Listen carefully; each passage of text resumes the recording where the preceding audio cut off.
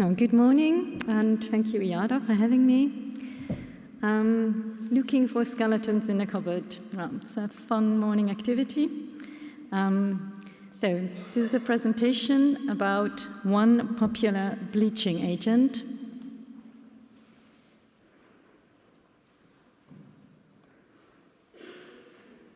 Okay, we've had this problem before. There we go. Chloramine-T, or N-chloro-4-methyl-benzene sulfonamide sodium salt.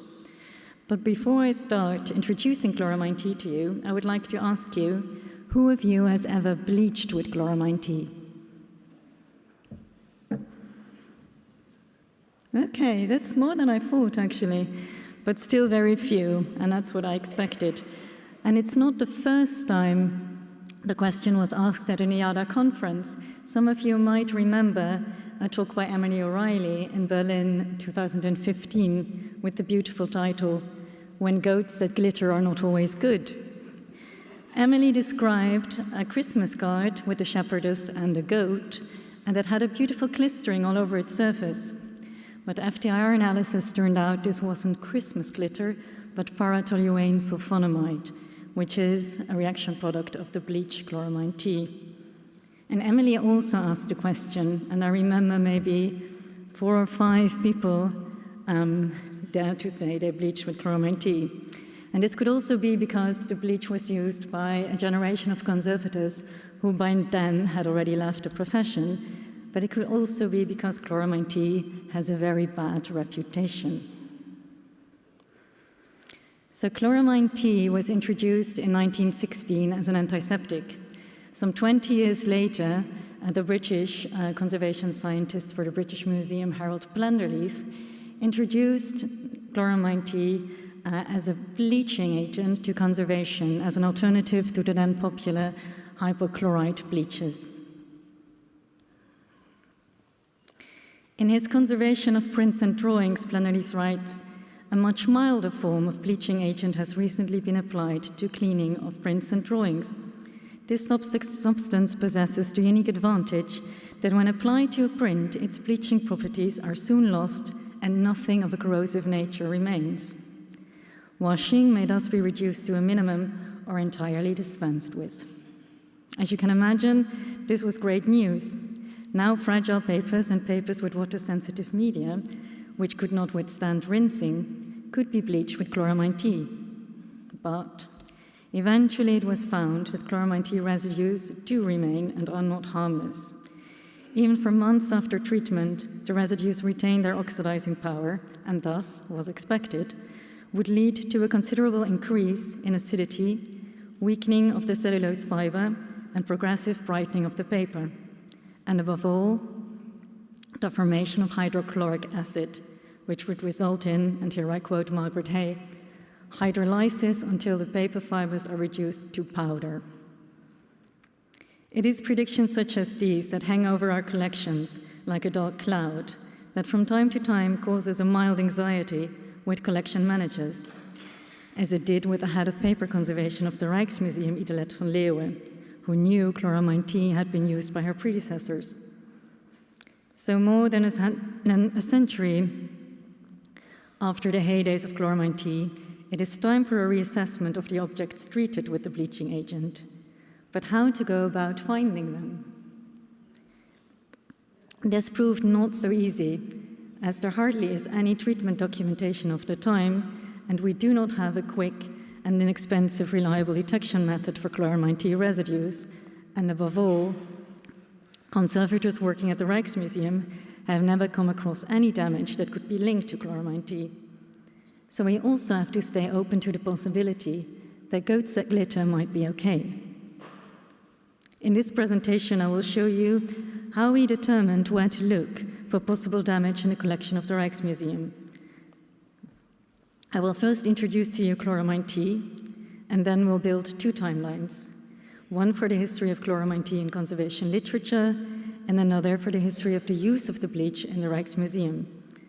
At the end, we will combine the 2 timelines and look at how they help in the interpretation of damage resulting from bleaching in the collection of the Rijksmuseum. So what is chloramine-T? Well, Chloramine-T is fantastic. Hence, former paper conservator of the Rijksmuseum, Peter Poldervaart. Here you see a bleaching test that serves to illustrate why Chloramine-T was so fantastic. It is an etching naturally age-ragged paper, bleached with Chloramine-T using the method described in the literature at the time. The paper was rinsed in water, dried, and then cut into strips. The strips were then brushed with an aqueous solution of 2% Chloramine-T until the paper was completely saturated. Then, every 3 minutes, one strip at a time was taken away and rinsed in running tap water for half an hour. In the upper left corner, you see the original color of the paper, and in the lower right corner, you see a strip that has been bleached for 1.5 hours. It is immediately apparent that the bleaching action of Chloramine-T is indeed very mild, which makes the treatment very controllable. And that made the bleach popular in itself, but what made it fantastic was, of course, the fact that it did not need rinsing. It was thought to be safe to let the bleach air dry, and this is what you see in this bleaching test. This time, the bleach was not rinsed out, but air dried, and the whole treatment is then repeated up to 6 times. In these tests, we used a non-woven to protect the paper during application. But fragile papers could also be treated by spraying the bleach onto the surface and simply letting the object air dry and then evaluate the result. Understandably, Chloramine-T was a hit.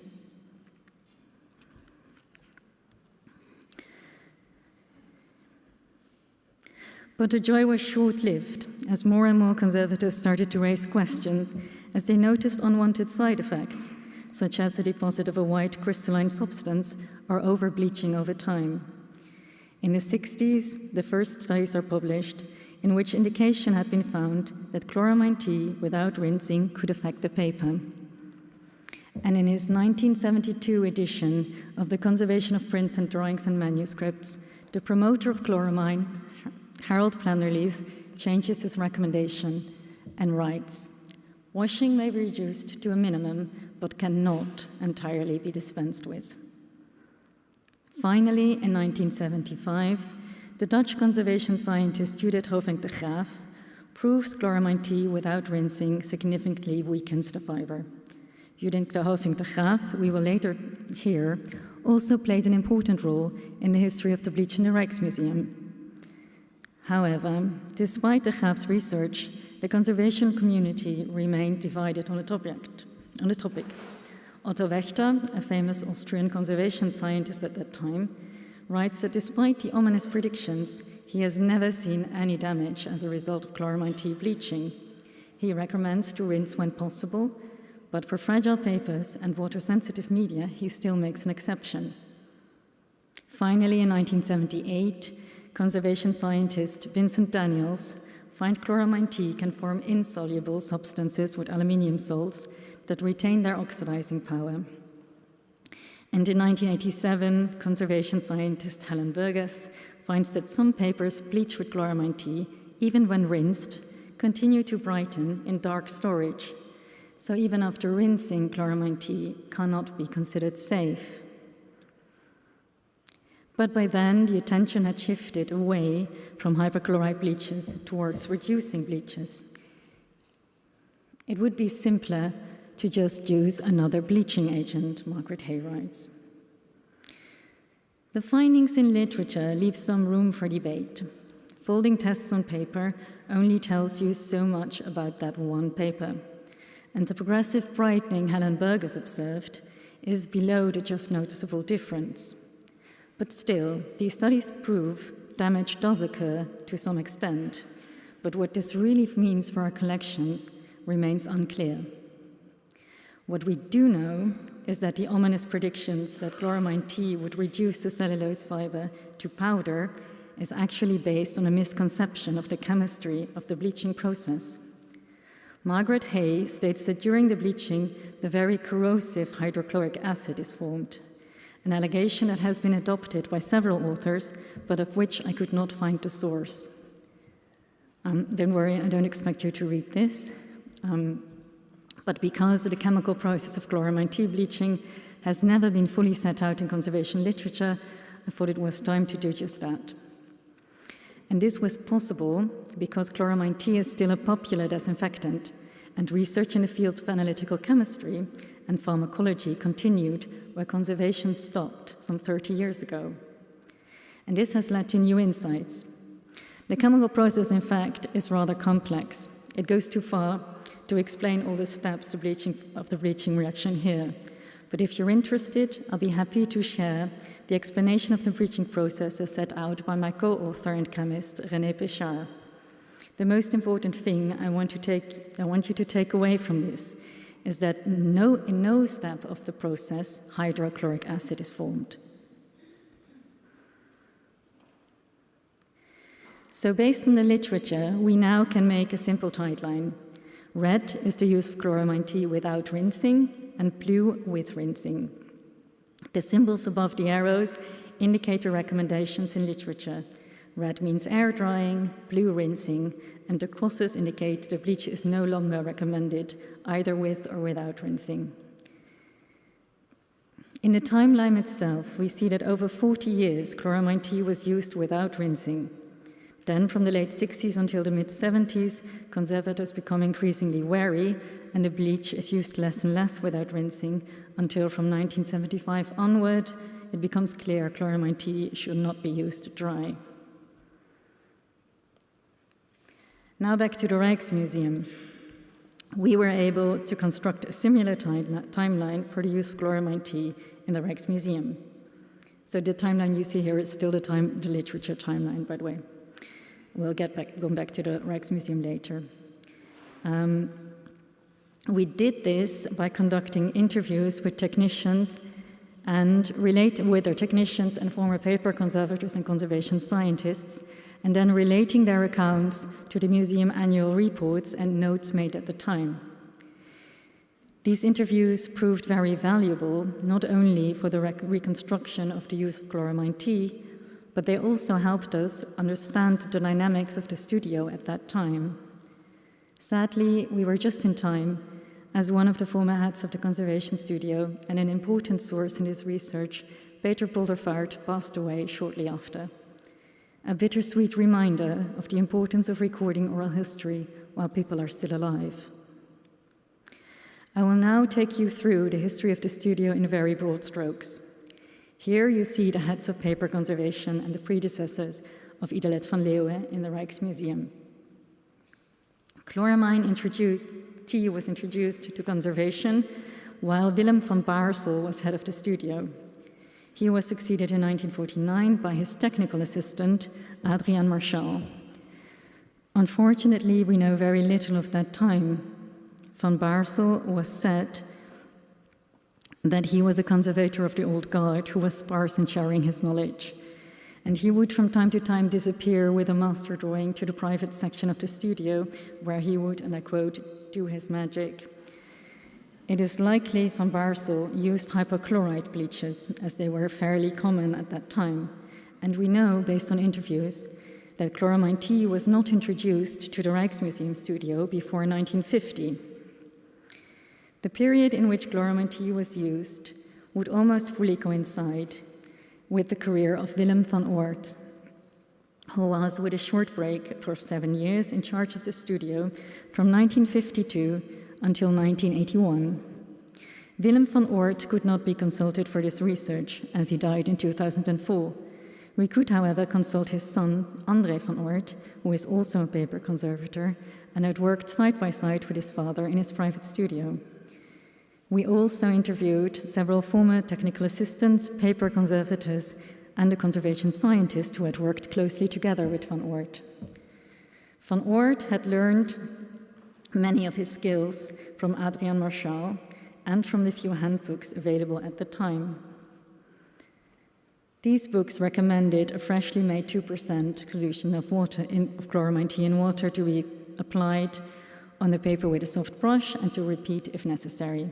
Rinsing would not be required. There are no indications Van Oort used a method very different from the method described in literature. In 1963, Peter Poldervaart started as an apprentice in the conservation studio. Poldervaart recalls that at that time, bleaching was daily practice. Everything that was the slightest discolored had to be bleach. Oh, sorry about that. Yeah. And Van Oort used a method very different from the methods described. And Van Oort had a very specific color in mind for what color he thought paper should look like. With regard to bleaching, a clear division was made between the treatment of prints and drawings. Prints were bleached with potassium permanganate, and drawings were bleached with chloramine-T. For fragile and water-sensitive drawings and prints, the bleaching was applied either with a brush or through a tissue or directly on the object through a mouth diffuser, and then left to dry without rinsing. The mouth diffuser was quickly abandoned because Van Oort started to experience health problems that his doctors related to the inhalation of chloramine-T. An anecdote that gives an indication of how often the method must have been used. So when Peter Poldervaart left the studio in 1966, he wrote down all recipes and procedures he learned in a notebook and added the procedure for bleaching with chloramine-T under the header, the bleaching of objects that cannot be brought into contact with water. Again, in the notes of Peter Poldervaart, the bleach is applied through a non-woven and left to air dry. And until this day, the Rijksmuseum has drawers full of non-woven tissues labeled chloramine-T paper, or chloramine paper, sorry. During this time, the studio is almost permanently understaffed. Year in, year out, exhibition work keeps conservators from the conservation of the collection. Frustrated by the museum's handling of the situation, Van Oort leaves in 1964 to start his own studio. He was replaced by paper conservator Charlotte Wolff, and her assignment was to proceed with the remounting and rehousing of the printing collection. But still severely understaffed, Wolff could not prevent that under her supervision, the production of the studio fell further behind. The situation became so bad that the museum decided to reappoint Willem van Oort in 1971. Van Oort, now in a better position and keen to prove his competence, immediately set out to catch up with the studio's backlogs. He streamlined production, and staff members now had to work in batches. Discolored prints and drawings were rinsed when possible. When dry, their color was re-evaluated, and if necessary, they were bleached. The drawings and prints were separated in water-stable and water-sensitive. Water-sensitive objects were bleached dry with chloramine according to the trusted method. So far, the approach hadn't changed, but with regard to the water-treatable prints and drawings, potassium permanganate had now been replaced with chloramine-T, after which the studio would, of course, rinse. In 1971, chloramine-T became the go-to bleach of the studio of the Rijksmuseum. This reflects the irresolution in the conservation literature at the time. This was the time in which some conservators rejected the use of the bleach without rinsing, while others still made an exception for fragile papers and water-sensitive papers. And Van Oort seems to have continued to use the bleach without rinsing because he was an admirer of the before mentioned Otto Wächter, the conservation scientist who wrote that since the introduction of chloramine-T, he had never seen any damage. But Van Oort kept educating himself. He read the journals and visited conferences. He was aware of the discussions surrounding the bleach and discussed the subject with Judith Hovink de Graaf, who worked as a conservation scientist for the Central Research Laboratory in Amsterdam, based just a few hundred meters from the Rijksmuseum. Their conversation led to a research proposal by Judith Hovink de Graaf in 1972, and her conclusions in 1975 left little room for discussion. Used without rinsing, chloramine-T seriously weakens the paper. After these findings, Van Oort stopped using chloramine-T without rinsing. However, he would continue using chloramine-T with rinsing until his retirement in 1981. His successor, Peter Poldervaart, would still use chloramine-T sporadically, always rinsing afterwards.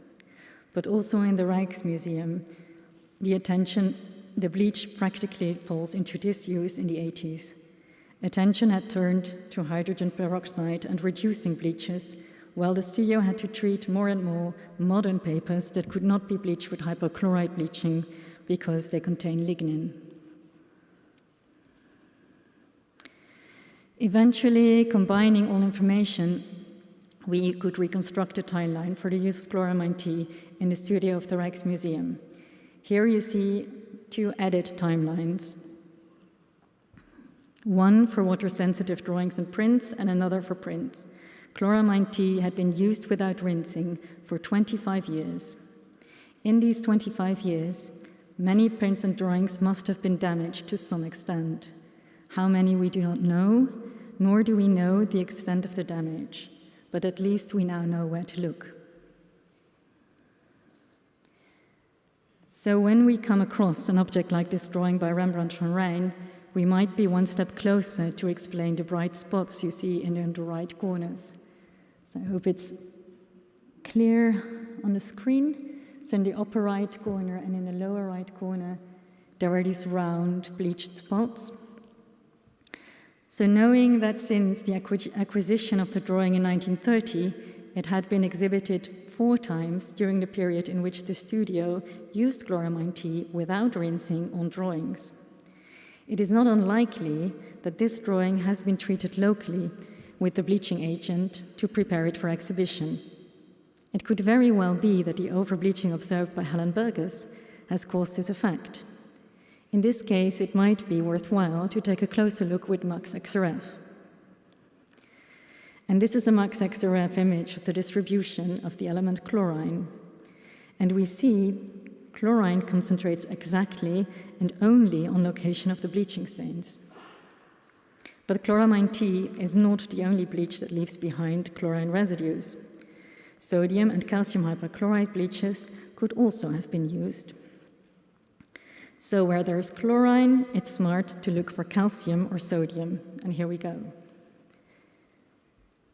This Max XRF image of the distribution of calcium is an exact match with the distribution of chlorine. It is a clear example of calcium hypochlorite bleaching and not Chloramine-T. But we know the bright spots were already there on a reproduction from the 80s, and because our timeline tells us Chloramine-T was the only bleach used on drawings since 1950, at least we now know that the drawing must have been bleached before 1950, either by van Baersel, Van Oort's predecessor, or before it entered the collection. So, did we find any damage as a result of Chloramine-T? No. Almost sadly no, but I'm happy we didn't. Can we expect damage? Yes. Do we know where to look? Yes. Could we take away some of your anxiety? I hope so. Could we rehabilitate Chloramine-T? Maybe. Should we do more research? We could, if we fully want to rehabilitate Chloramine-T. But should we worry? I don't think so. Thank you.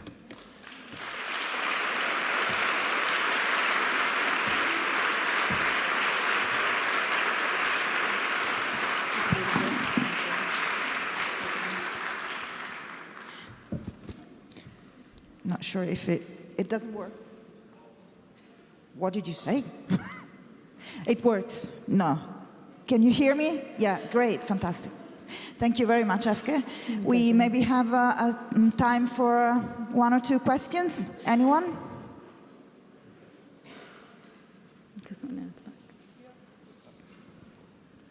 Olivier Masson. So we are faced with a lot of Chloramine-T works, and do you have any solution how to get rid of the Chloramine-T? What kind of water treatment you may suggest to get rid of it? And at the time in the 80s, the chemist of Camberwell told, well, you could also dissolve Chloramine-T in toluene. In Toluene? Toluene. Ah, okay. So I don't know about this, but maybe so we could have a solvent-based rinsing.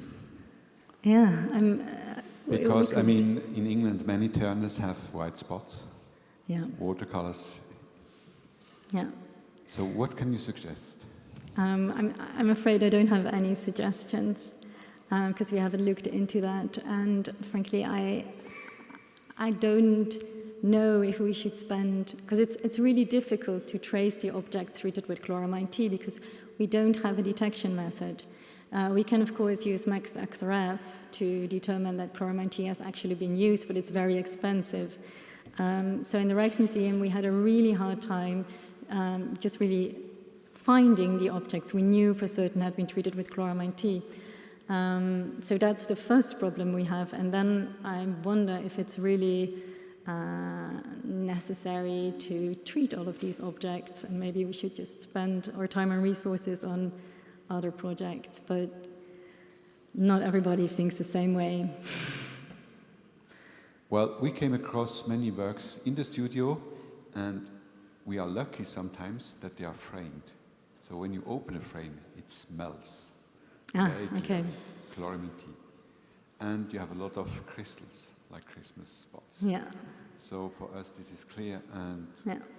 if possible, with prints, we just wash it. Yeah. It seems like a perfect solution. Thank you. Thank you. Another question? Christa Hoffmann, Vienna. I wonder if you saw a difference between the objects that you investigated that were washed and that were not washed after bleaching? Again, a similar answer. Van Oort implemented a documentation system for the objects he treated in the Rijksmuseum. It consists of a little triangle with numbers for treatments at the back of the drawing. So you first had to find a drawing, then look at the triangle, and then maybe you would find an object treated with chloramine-T. But he implemented a system when prints were already rinsed after drawings, and drawings as well, standard. So we couldn't locate any prints that actually hadn't been rinsed afterwards. We did not do any destructive testings on the samples I showed. This was not part of the research, but it would definitely be interesting to do that. Thank you very much, Aafke. It was really a good talk. Thank you so much.